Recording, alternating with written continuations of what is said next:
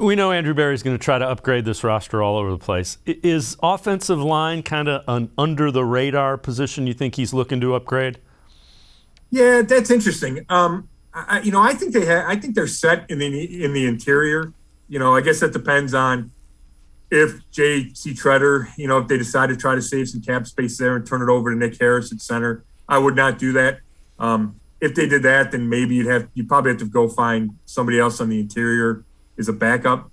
But, I think with Michael Dunn and Blake Hance and Nick Harris and Treader and Keller and Bitonio, they're fine on the interior. To me, it's all about finding that legitimate swing tackle, right? That is probably better than James Hudson III right now.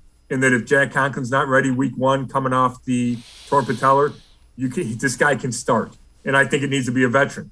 Jedrick Wills struggles again or gets hurt again like he did in 2021, then this guy can play left tackle. Kind of what Chris Hubbard did in 2020, I just don't know if you can, and I love Chris Hubbard, I just don't know if you can trust Hubbard given that the last 2 years ended in significant injuries for him. Yeah, that's fair enough.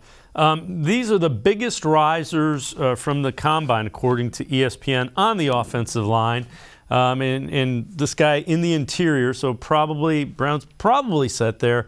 You see Juergens from Nebraska, and Nebraska offensive linemen are kind of like Iowa offensive linemen. They're usually pretty good. And then another guy that kind of catches your eyes from the Mid-American Conference, 6'6", 303-pound tackle, Bernard Raymond. And again, it'll be interesting to see, do the Browns look to kind of bolster that? Offensive lineman, you probably draft them, day 3 anyway, because as we found out this year, Browns offensive line was really good, and you can never have enough offensive linemen because they get beat up a lot.